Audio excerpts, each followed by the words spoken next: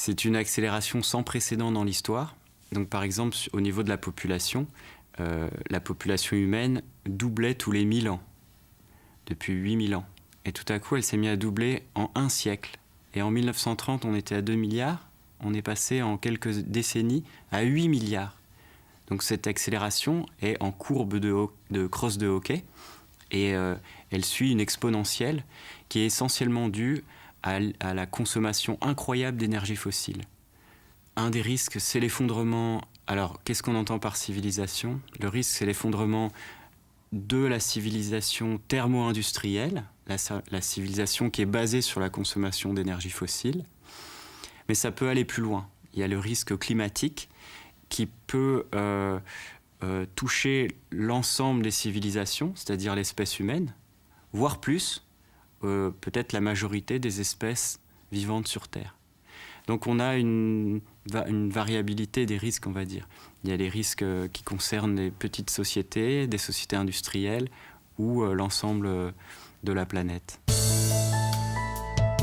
Ce qui, aujourd'hui, s'impose à nous, c'est de comprendre comment miser sur la nature et les processus naturels pour maximiser les interactions positives entre les différentes composantes de la nature, alors que nous avons eu tendance à simplifier la nature, à la réduire en équations, à en définir, si vous voulez, les composantes chimiques, biologiques et physiques pour essayer de la contrôler mieux, au lieu de nous en remettre à sa complexité et d'accepter que nous ne pouvons pas tout comprendre ni tout maîtriser. Et donc, l'ambition, c'est qu'il faut être beaucoup plus modeste dans notre rapport avec la nature. Nous ne sommes pas assez ambitieux parce que nous manquons de cette modestie-là. Les inégalités au sein des États, pratiquement dans toutes les régions du monde, n'ont cessé d'augmenter depuis le début des années 1980. Les inégalités entre pays se sont parfois réduites et parfois elles ont cru, mais en général ces inégalités ont augmenté si on met de côté le cas de la Chine qui a connu un spectaculaire progrès depuis le début des années 1980. Si on regarde le reste du monde, les inégalités ont augmenté, y compris entre pays, en raison d'une division internationale du travail qui, au fond, ne permet pas aux pays les moins avancés de rattraper leur retard. Et donc on a une concentration de richesses entre les 10% les plus riches du monde ou les 20% les plus riches du monde qui est aujourd'hui tout à fait inacceptable. Et le grand problème, c'est que comme nous avons aujourd'hui une mondialisation des rapports économiques grâce à la libéralisation du commerce et de l'investissement, il y a une concurrence pour l'utilisation des ressources, la terre, l'eau, entre des populations avec des pouvoirs d'achat extrêmement différents. Nous sommes, par exemple, aujourd'hui en train d'utiliser des terres considérables pour satisfaire nos besoins de consommation de viande, pour produire nos agrocarburants, notre biodiesel et notre éthanol pour faire rouler nos voitures, et ceci au détriment de l'accès à la terre des populations les plus pauvres dans le Sud, simplement parce que nous avons un pouvoir d'achat beaucoup plus élevé. Donc ces inégalités ont un impact immédiat sur la manière dont les ressources sont utilisées, et si elles vont satisfaire les désirs des populations riches des pays de l'OCDE au détriment des besoins essentiels des populations pauvres dans les pays du Sud, c'est extrêmement problématique, et c'est vers cette évolution-là que nous nous acheminons. Il y a dans cette mondialisation qui est surtout une hyper-mobilisation, qui est surtout une hyper-cinétique, une frénésie, mais encore plus qu'une frénésie, il y a un intérêt commercial très net. C'est lui qui est très souvent problématique. L'accroissement des inégalités est vertigineux.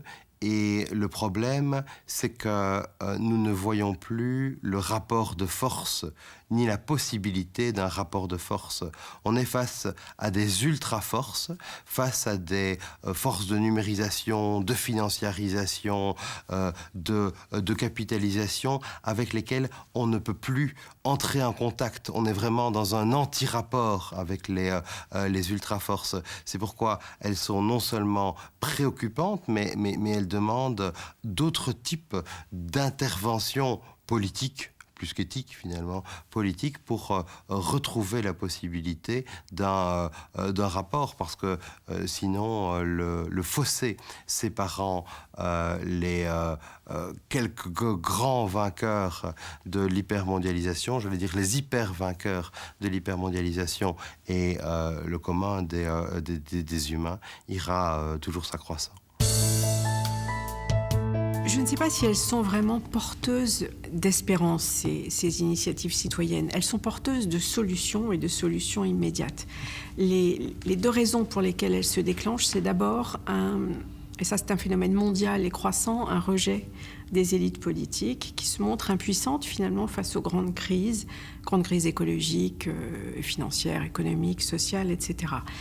Et dans ces cas-là, face aux problèmes auxquels ils font face, les citoyens s'auto-organisent pour résoudre ces problèmes. Et on les voit donc, par exemple, face à la désertification, s'organiser pour résoudre ensemble un problème d'écosystème, restaurer un écosystème et sortir de la pauvreté rurale. Le deuxième élément, la deuxième raison pour laquelle ces initiatives émergent, c'est qu'on a affaire sur la planète à la génération ou aux générations les plus éduquées, les plus informées, les plus connectées de l'histoire, les plus conscientes des grands enjeux planétaires. Et c'est parce que ces générations pensent global qu'elles agissent localement, qui est la seule échelle à laquelle on peut effectivement agir. On sent qu'il y a une volonté de recréer dans son environnement immédiat, dans sa proximité, un monde qui correspond davantage à leurs valeurs. Pour pouvoir construire un futur, pour pouvoir se projeter quelque part, il faut un récit, mais il faut aussi retrouver un sens de la transmission, de l'héritage. Nos vies vont évidemment se terminer à titre individuel, cela est triste pour chacun, mais l'humanité continue. Mais les générations futures sont déjà là. Ceux qui auront à subir les pires changements climatiques et qui vivront 2100, qui nous paraît très loin, ils sont dans les écoles en ce moment. Ils ont 90 ans d'espérance de vie. Leurs enfants auront 40 ou 50 ans. Et donc, le futur, ça n'est pas quelque chose d'éthéré, de lointain. C'est en ce moment déjà.